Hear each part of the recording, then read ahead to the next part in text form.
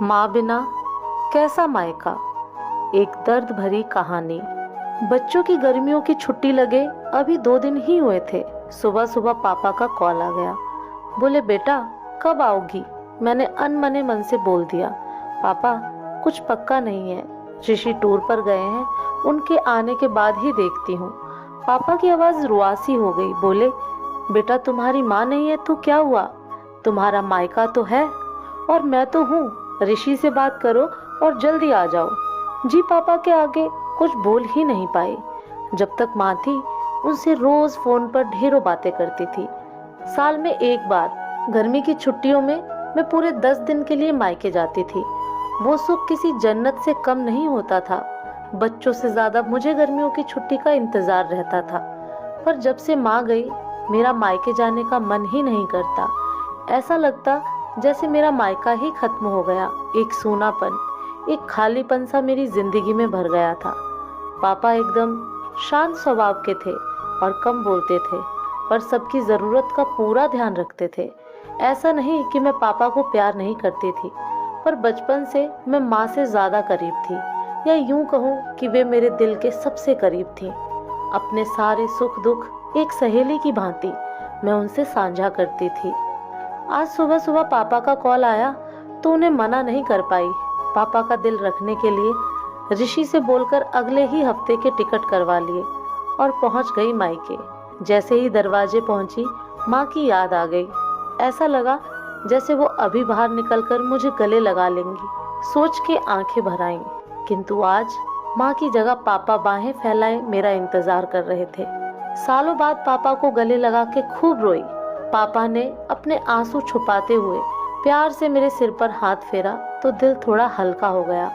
बहुत दिन बाद पापा को देखा, कमजोर लग रहे थे। वैसे तो भाई भाभी और पापा सभी मेरा बहुत ध्यान रख रहे थे। बच्चे तो अपने खेल और मस्ती में व्यस्त हो गए थे, पर ना जाने क्यों मेरी नजरें हर पल जैसे माँ को ही ढूंढती थीं। आज भी पापा पहले की तरह रोज खाने के बाद मेरी पसंदीदा मटका कुल्फी लाना नहीं भूलते थे।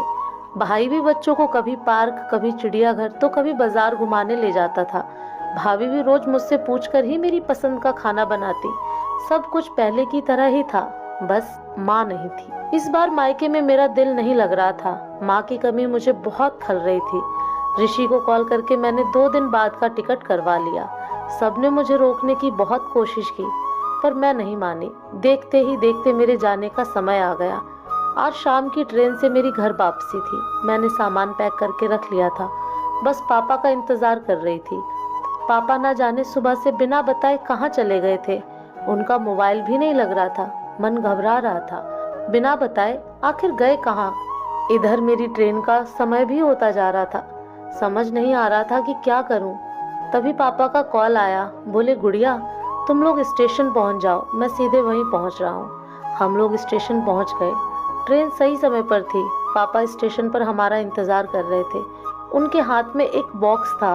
उन्होंने मुझे देते हुए गले लगाया और बोले इसे ही लेने गया था, इसलिए देर हो गई, संभाल के रखो।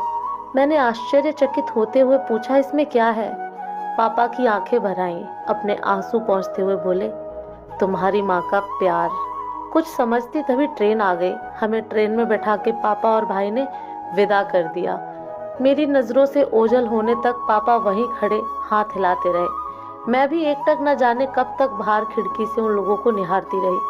तभी बेटे ने आवाज दी और मेरे हाथों में एक चिट्ठी थमाते हुए कहा मम्मी नाना जी ने यह आपके लिए दिया है। मैंने तुरंत चिट्ठी खोली। मेरी प्यारी गुड़िया रानी, सदा खुश रहो। जब तक तुम्हारी माँ थी तुम्हारी हर छोटी बड़ी बात का ख्याल वही रखती थी। मैं जानता हूँ कि मैं तुम्हारी माँ की जगह तो नहीं ले सकता, पर उनकी कमी की पूर्ति करने की कोशिश तो कर सकता हूँ।